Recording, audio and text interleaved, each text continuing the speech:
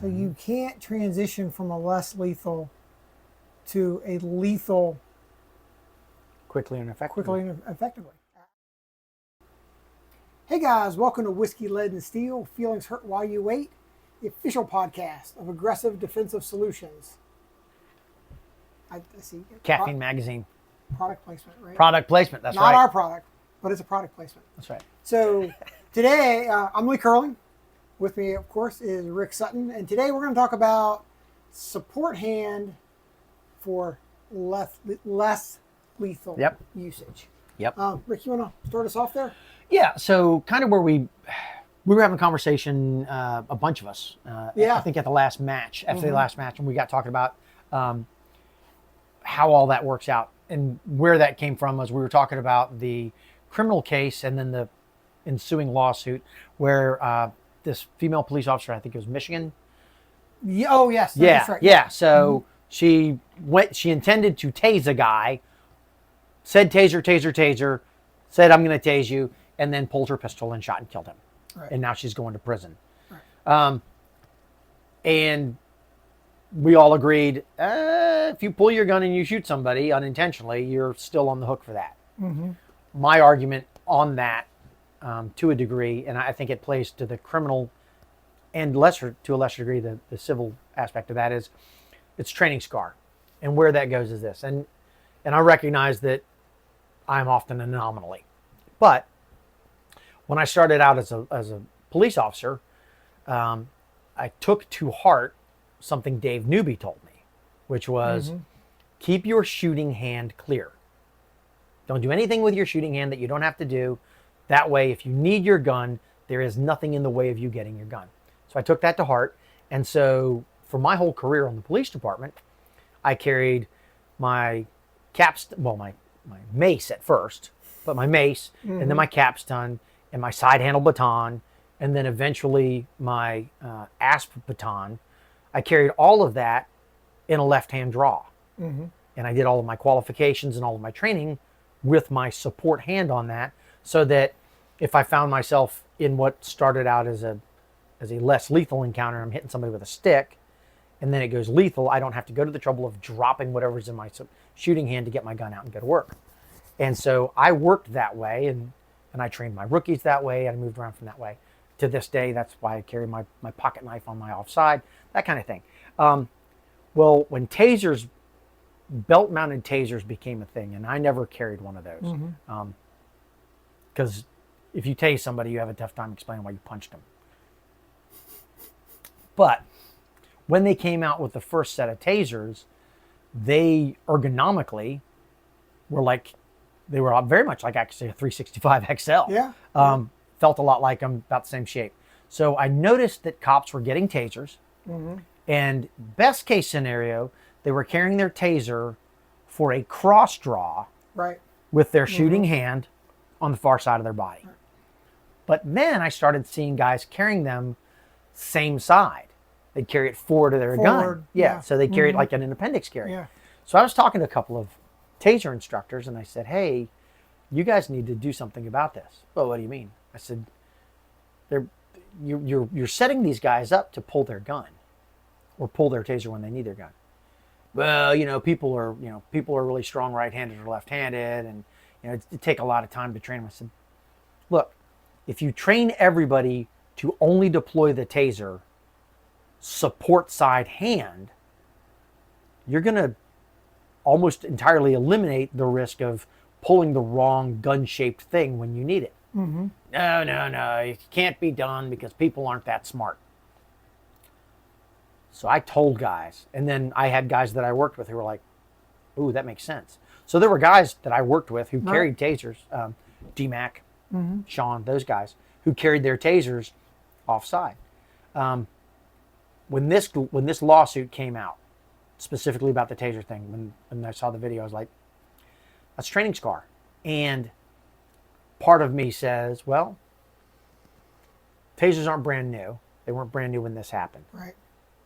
This is a training scar.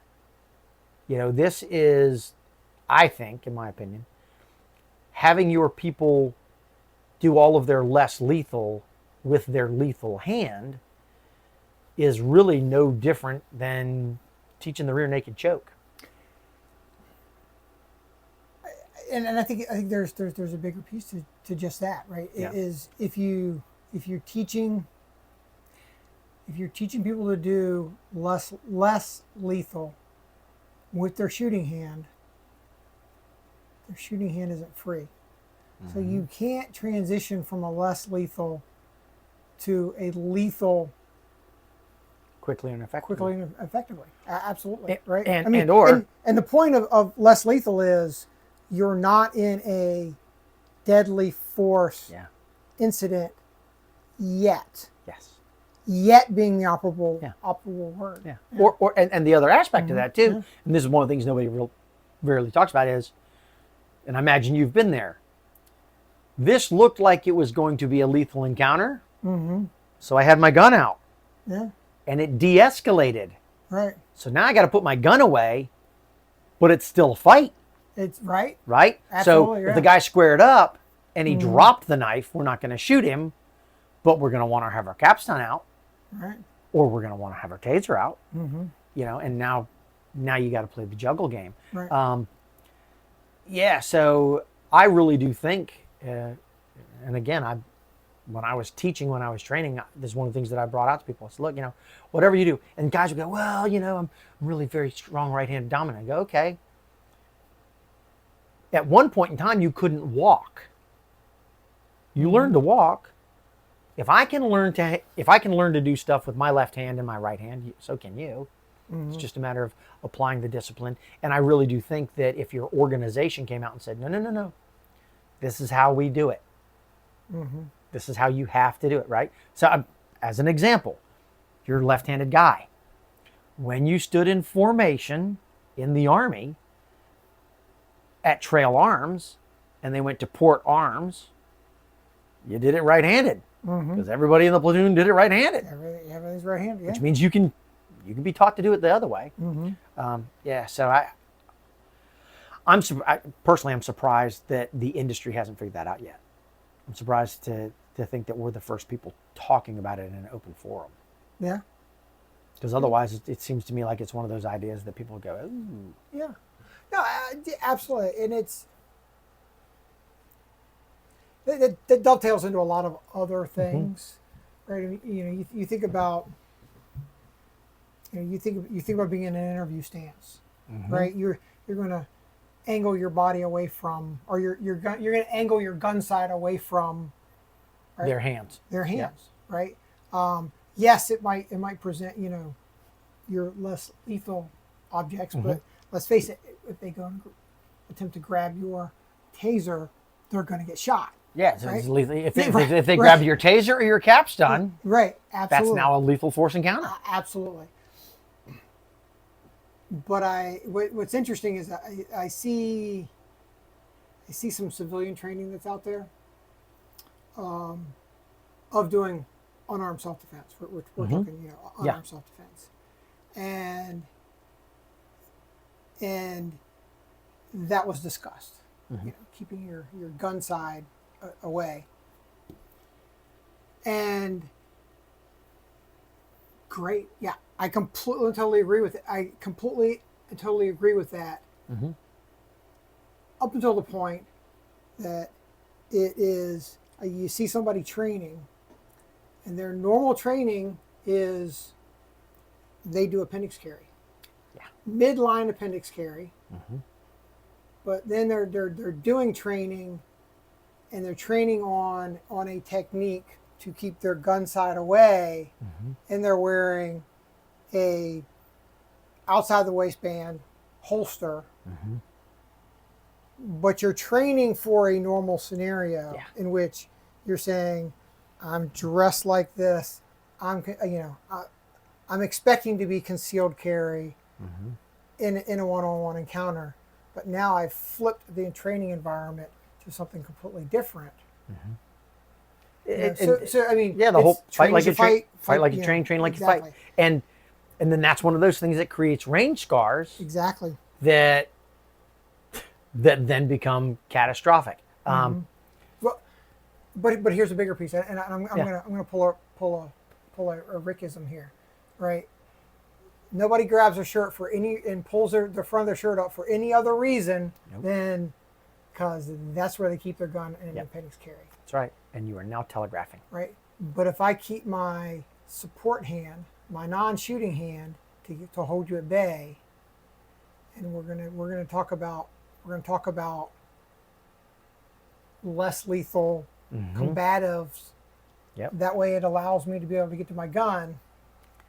My gun's got to be in a draw in which I can draw it one-handed. Yeah. If you can't one-handed draw your weapon.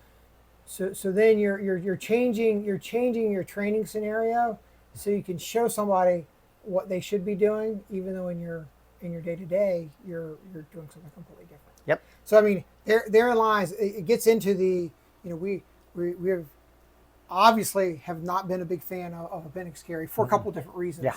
But that also becomes one of them. Yeah. Right? If I need a hand free in order, right, it's really hard to disengage long enough. You can do it in training when somebody's not going full speed. And when somebody's actually not trying to knock you the fuck out. Exactly.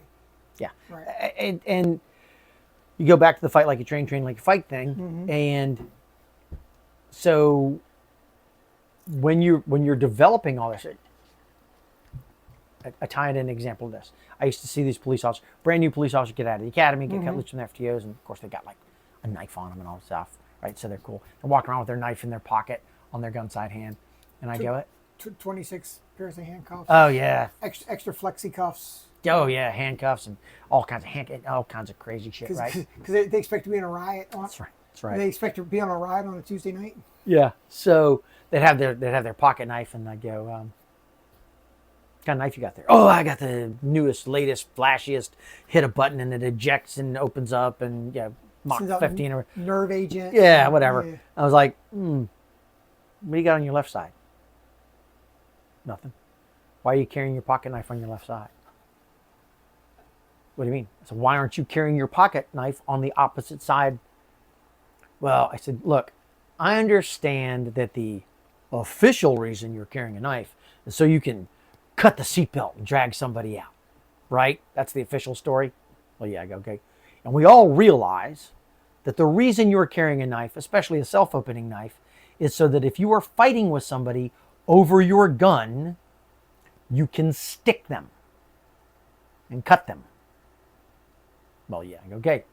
Well, if it's in your right hand pocket and your right hand is tied up keeping somebody off your gun, how the fuck are you going to get to it? I go, come here, I'm a detective. Come here, or I'm in mounted, whatever. I go, okay, I'm obviously not going to cut you, but put your hand on my gun, grab you're right-handed, grab like you're trying to take my gun away from me. I grab their wrist, I go, okay, now neither one of us has a right hand. Right? Yeah, I go, okay. I pull my knife out of my pocket and I flip it so it's open, and I go, and now I have access to your kidneys and your liver and your brachial plexus and all these things. Oh, and I go, yeah. And if you are so right-hand centric that you can't open your pocket knife with your left hand, or vice versa, if you're left-handed, you're setting yourself up for a disaster. You've spent $170 on this badass Kershaw knife that you won't be able to get to. Rethink about that, son. But so much of, to your point, so much of the training that happens, especially in the civilian world, we have a guy who is an instructor in whatever. We'll say, for ease of this, we'll say you got a guy whose background is knife fighting. Close in, hand-to-hand, and knife fighting. Right. And now he gets into the gun world, right? And so it's all about keeping the gun away and how I'm going to work with the gun. And so we focus that on the students. Well, work the gun, work the gun, work the gun, work the gun. And then you should have a knife as well. But then we never talk about, okay, in training, how do we work the dynamics of the knife and the gun? How do you make the transition back and forth? How do you work this through? Have you, as somebody who carries a gun, thought about, okay, there's not a huge risk that I'm going to have to fight with somebody over my gun, primarily because if I'm doing it right, it's John Q. Citizen, Jojo doesn't know I have a gun until he sees the blossom at the end of the muzzle, right? But in the event that I've printed or whatever, or he just happens to know who I am, now we're struggling over my gun. Have I done the mental gymnastics already to go, okay, well, this hand is tied up. How do I get to a secondary weapon, lethal or less lethal? And how do I then employ that, right? I had a student out here the other day. He's got this cool knife, but he has a knife that when you take it out of your pocket and you open it, it comes and sticks out straight as opposed to opens to the bottom. So he goes, well, how would I do this? Would I flip it around? I go, you're not going to flip your knife around while you're fighting with somebody. If that's the knife you carry, now you need to look at the biomechanics of what are you going to do with this? Mm-hmm. Oh, well, and maybe what I ought to do is I ought to get a different knife. I said, whoa, whoa, whoa, whoa. Pick the knife, carry the same knife. And then if you're going to travel, then you get a knife similar to the knife that you carry that costs less, that you don't mind leaving in Sheboygan when you're there on business. You throw it in a trash can on the way through TSA. Yeah, so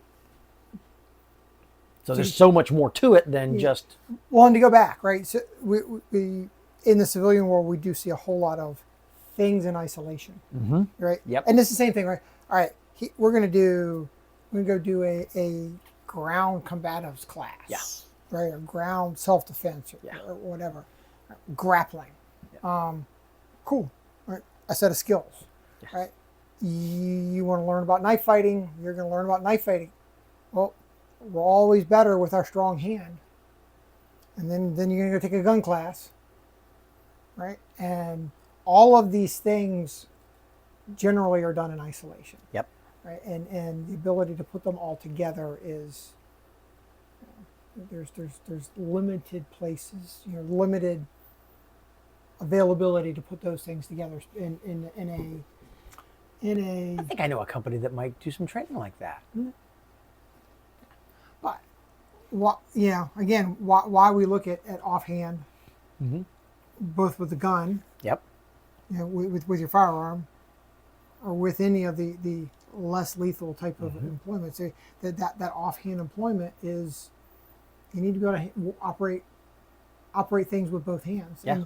And it goes back to your earlier Taser statement, where it's like, well, it's a lot of time and effort in order to teach the typical law enforcement officer to fire a taser with their offhand. Yeah. It's a lot of time and effort to teach a law enforcement officer to fire a taser, or the average law enforcement officer to fire with their offhand. To say that, if to say it twice,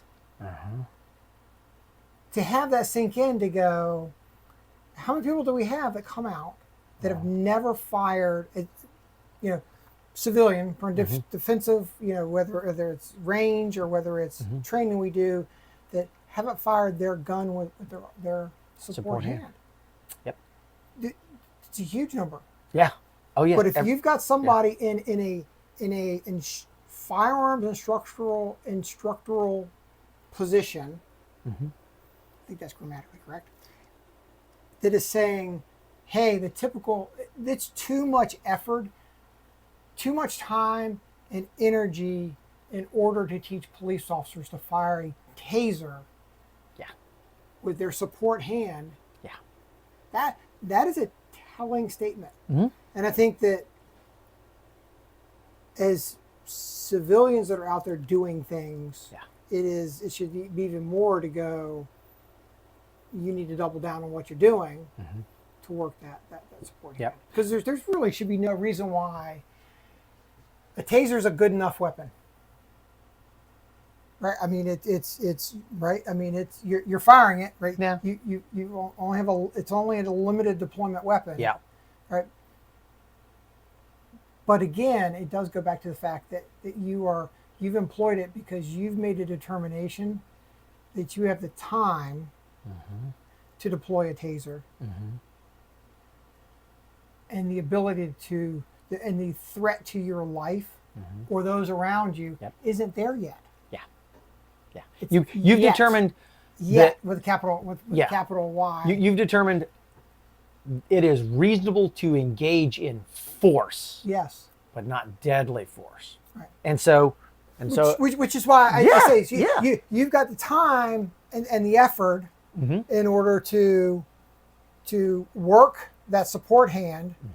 You've got the extra time to make sure you're on target, as opposed to the split second, the rest of your life, in order to employ your hand. Yeah. And for the thing that really matters at the end of the day to the most of law enforcement executives is how much time, how much money is it going to cost us to run our however many people on the police department, however many of them are, when they start in the academy. That's where you start in the academy. In the academy, all of your less lethal is trained and done with your offhand, your support hand, and then your taser only gets carried in your support hand, yada, yada, yada, yada. I don't know how much that would cost, but I would venture a guess that the amount of money on just one lawsuit where Officer Schmuckatelli was absolutely justified in tasing the dog shit out of Bobo the bad guy, and instead he put a round through Bobo the bad guy's center mass and killed him, because the agency is gonna eat that, right? The police officer's gonna go to jail. The agency is going to eat the dollars on that one. Oh yeah. I'll bet money. I'll bet you would spend less money in training man hours than you would on just one lawsuit. Right. And at the end of the day, that's what really gets the attention of police administrators. You know, is how that comes out. And we have the methodology in place where it's really not that difficult. If you can teach John Q. Jarhead or John Q. Soldier, who is right-handed, how to do a left shoulder arms, or salute a rifle salute left-handed, or a left-handed guy to do it all right-handed, then you can teach a police officer.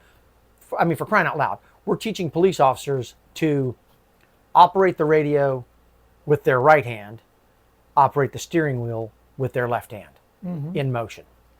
Right. So focus on the road and talk on the radio. Yeah. So yeah, right. It's doable. It's just a matter of making it happen. And in this day and age, I don't understand how they're not making it happen. Right.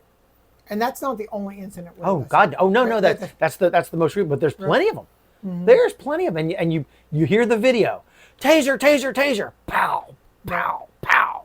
Because I pointed the taser and I pressed the taser trigger, and the guy didn't do the funky chicken. Right. So I pressed the trigger again. That's exactly. I kept pressing the trigger because Yeah. And I don't know that we've had one yet. There may have been, where there was a deadly force encounter and somebody pulled the taser, and the tasers don't always work. And the minute you quit pressing, and this is one of the things I don't like about the taser, the minute you quit pressing the taser, the pain's gone.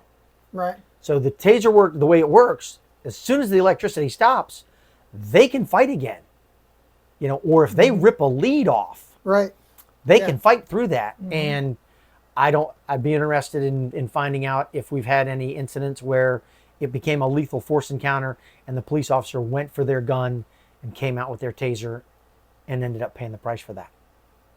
But all of that, it all comes back to, as we kind of cycle through this, there is no one size fits all. There's only one answer to all of these questions. And, you know, we're back to, if I've decided to carry a gun, I've decided to get a concealed weapons permit and carry a gun because I recognize that the world's a dangerous place.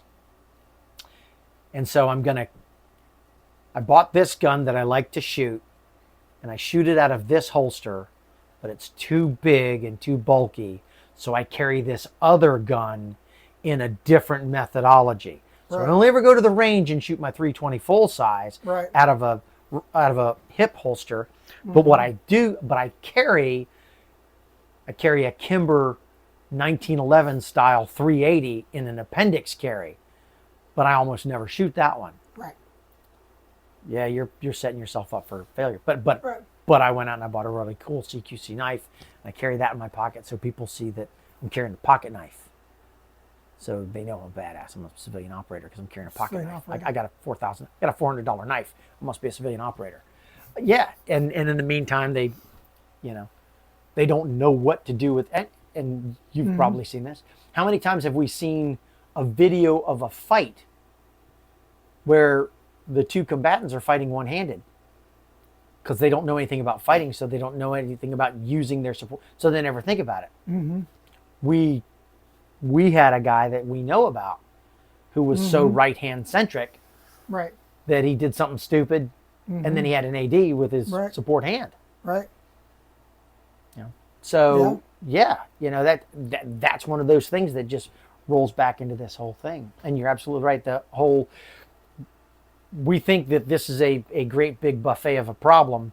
We're only going to address this one portion of it in isolation. So we're not going to talk about knife training and shooting. We're not going to talk about shooting and ground fighting. And we're certainly not ever going to put the three of them together or any two of them together. To stay on your buffet analogy, right? I'm going to get a plate full of this, and then I'm going to come back. I'm going to get a clean plate, and I'm going to get a plate full of this other thing. And sometimes you gotta mix it up on the plate, put it all together, and That's right. and Sometimes you got to put the fried chicken next to the mashed potatoes. That's right. And next to the meatloaf. Covered all in gravy. Grew up in the South. Gravy goes on everything. This is gravy and salt. Yeah. What do you got there? I got some chicken fried salt with gravy on it. I got me a heart attack on the plate. That's right. Hey, I have a clogged artery on a plate. I'm gonna have unsweet tea though. That's right. Even it out. Diet Coke. My Diet Coke. That's right. So your boy Jimbo, showed up to Charlie Slocum's one night. Comes in there to raise hell, and he's talking about his special dietary needs. And he had like a 64-ounce Diet Coke to wash down his 3 Big Macs. He's being responsible. He's having Diet Coke. I like it. Oof. To be clear, when Rick says "my boy," almost always it is decidedly not my boy. Cool. Well, any alibis or thoughts? Anything else about training support handed? I think the key takeaways are gun hand is gun hand, right? Your shooting hand is shooting hand. So as we say, Right. shooting hand, Mm-hmm. support Support hand, hand runs the gun, does Runs- everything else. does everything else. Or Absolutely. in your case, support hand with a gun in it, support hand, gun hand doing support work. Exactly. Weird. Absolutely. Yeah, but I think the key thing is keep your gun hand to run your gun, and your support hand to do all the other stuff. Yeah. Right. Whether it's to get a support knife, which a carry knife to cut things open, not people. Sorry, in case there's cheesecake. Things open. Right. Carry a knife. Just In case there's cheesecake. In case there's cheesecake. I have on more than one occasion on a trip gone, oh, I need to cut this. Yeah, I've many a meals in a hotel room. Oh, yeah. I don't have a sharp knife. Oh yeah. You can clean the knife blade off. It's okay. Yeah, that's what God gave you a tongue for. That's right. So whether it's And if you lick the blade of your knife and cut your tongue, that's on you. that's on you. It is. It is. You should learn how to lick the blade Yeah. of the knife in order to Yeah. not do that. Disclaimer, we are not encouraging you to figure out how to lick your knife. You should figure that out on your own, not through our encouragement. Yeah, 4-hour, $350 knife licking class We could do that. with lunch. Lunch included. So you get lunch. Yeah. Lunch included. Well, because Well, because you're going to need something on the knife blade. In order to lift it off. Exactly. That's right. Exactly. There you go. So support hand for support work, right? Whether it's knife, whether it's holding off JoJo the dirtbag. Yep. Right. Yeah. Whether it's picking Holding up on to your packages, kid. Yeah. Holding on your kid. Whatever. Right. Yeah. Opening Shooting the hand. door, dragging somebody out of the way. Yeah. Gun, other stuff. Yeah. Yeah.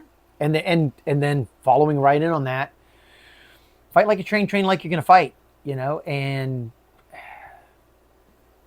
if you go to the range, if you're going to go to someplace where they don't let you shoot from the draw or whatever, if you can find the space, go in and talk to them. Go, hey, look, I know I can't shoot from the draw.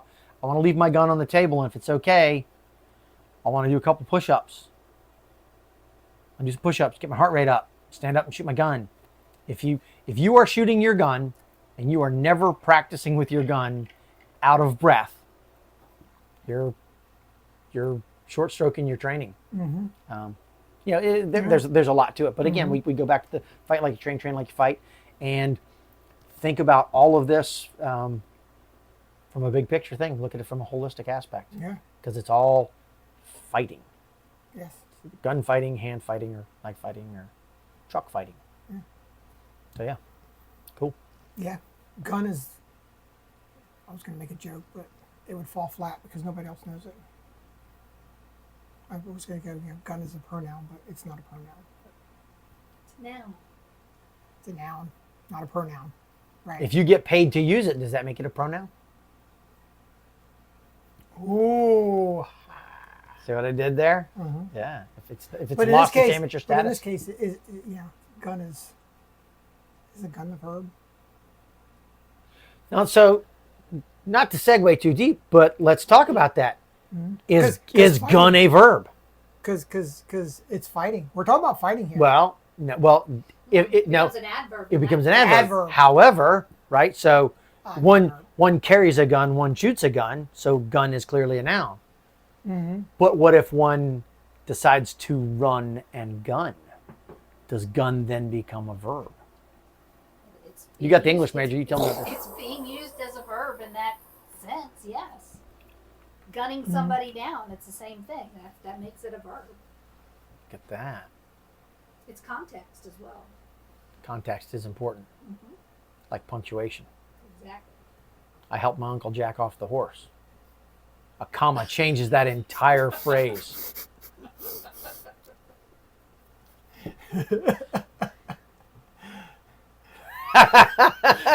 And with I got Lee speechless on that one. And with That's that, a good day. Be safe out there. Thanks for listening. Hope you found it entertaining. Tasers aren't brand new. They weren't brand new when this happened. right? This is a training scar. This is, I think, in my opinion, having your people do all of their less lethal with their lethal hand is really no different than teaching the rear naked choke.